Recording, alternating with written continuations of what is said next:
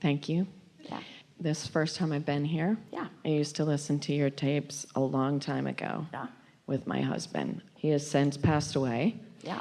And I'm finding fear and blame and just upheaval in a way that all of this sounds really great. Yeah. But you don't know what I'm going through. Yeah. Yeah, you're right. That's a really strong statement, and it's true too.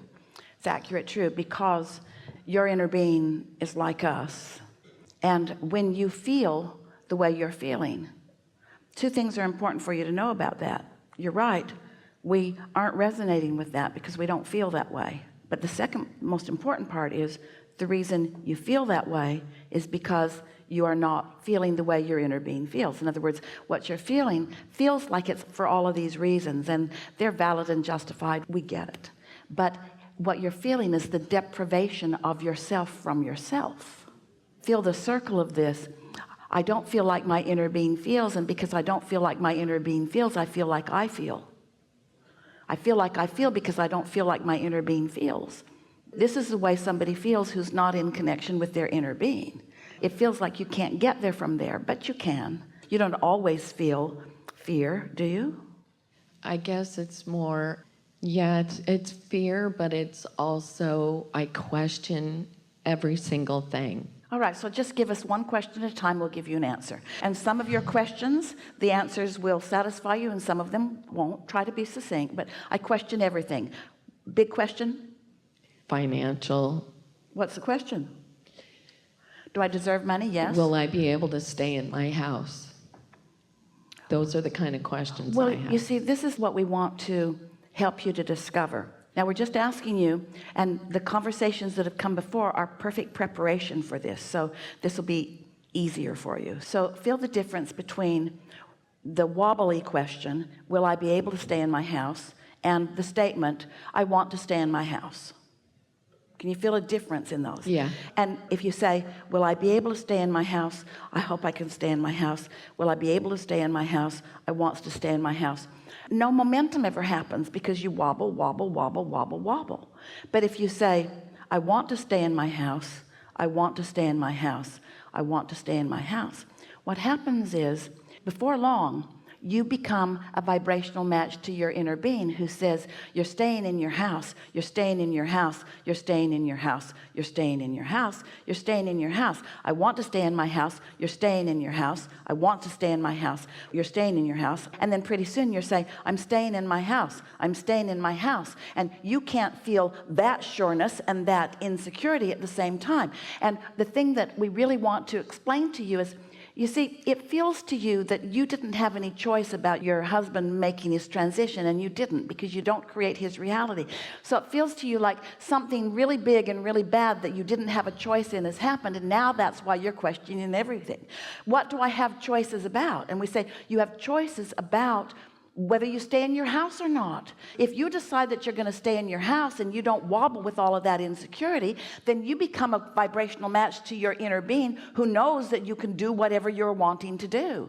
And after a little while of that, that insecurity goes away, but you have to practice it. If you decided that you were going to find out how stable you are as a physical human, and you decided that you were just going to lie on your couch for a month or two, and maybe you have a willing friend who will slip food under your door. Maybe you have a long tube that puts something into your mouth occasionally.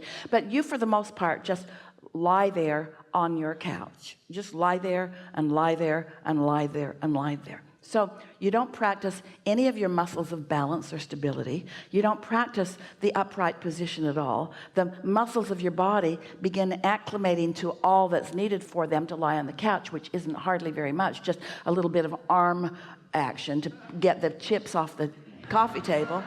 And so when you stand up, you're going to be pretty wobbly. You haven't used those muscles, and so they're not ready for you. And then you wouldn't just leap up and go running down the street. You'd have a very hard time because those muscles have atrophied. You have not utilized them. And that's what happens with your thought muscles too. As you feel discouraged, or as you feel depressed, or as you feel lonely, and all of those things are certainly natural.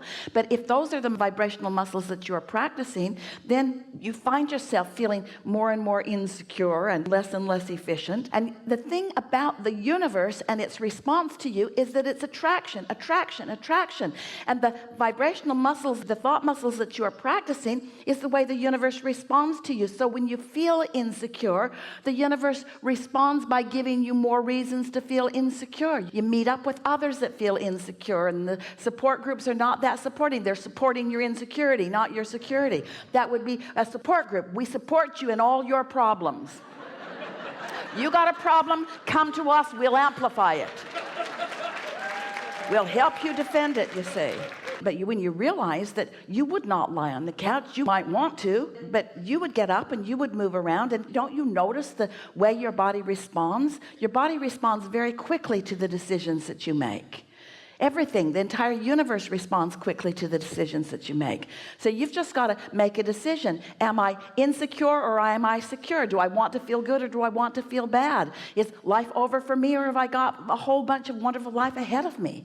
You just make those decisions one at a time until you regain your connection to your source and you regain your momentum. You know, if you practice feeling good, there's a momentum that literally will propel you through anything.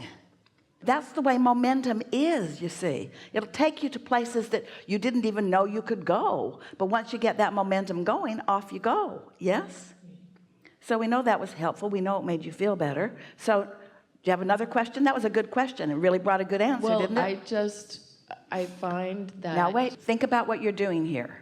Think about what you're doing, because you're making statements. You're practicing your muscles right now. So which muscle are you practicing with this next sentence that you're about to offer us?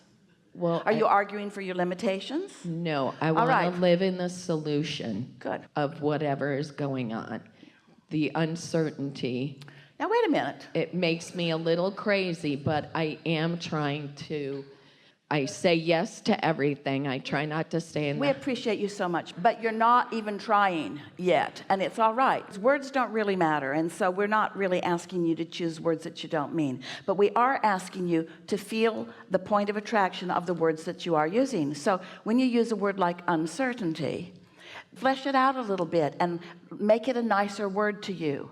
I know there's lots of choices that I will be making, and things will clear up in time. Isn't that a nicer way than saying uncertainty? Yeah. When you say, it's crazy making, or it makes me crazy, can't you say something that's a little nicer to you? I'm a stable girl. The reason that I even can recognize what crazy is because I know what stability is, and I prefer stable to crazy. Who is it in your world that is enjoying your chronic complaining? Is there anybody that's enjoying your chronic complaining? You're sure not. Esther said to a friend, after Jerry made his transition, a friend of hers, his wife made her transition, and they were talking one night over dinner, and he said to Esther, I'm just feeling so damn sorry for myself. And Esther really heard that, because she thought, ooh, I'm doing some of that too. I'm doing some of that too. And it is so ridiculous. It's so ridiculous. It's all right to miss someone. It's natural that you do. And it's all right to acknowledge the benefit that they provided when they were there. It's natural that you would. But feeling sorry for yourself, or actually choosing to point out the hardship that you're living, you can never get over hardship when that's your pattern. You just can't do it, you see. Do you think your inner being is feeling sorry for you? Because when you are, it sucks, doesn't it? Because your inner being knows your strength, and when you don't, you feel, your inner being isn't agreeing with you. And we are standing here as a verbal representation of your inner being, you see. So, of course you feel wobbly, but you don't need to all the time. And often you don't, but that's not what you're talking to us about right now. You're not telling us the story about how you woke up one morning and you sort of got full of yourself and you went out and the day was beautiful again until you felt guilty about the day being beautiful. You didn't tell us that story. You didn't tell us how much fun you're having in your newfound freedom and autonomy. You're not telling us any of those stories. You're not telling us about how you like being in charge of your life and how it's nice not to have a damn compromise every time you turn around, that you're getting to do what you want, that you're getting to order what you want to eat. You're not just eating the other half of what somebody else wants to eat. You're not telling us any of those stories. Well, there's definitely You're more not telling root us beer about how in you my get to house. spend your money the way you want to spend your money. You're not telling us about the restrictions being lifted. You're not telling us any of those stories of freedom because you feel guilty because you think you're supposed to feel sad for the rest of your life. Yes. Yeah. Yeah. Well, Thank you. enough? Yeah, I'm good. Really good. Really good. Yeah, really good.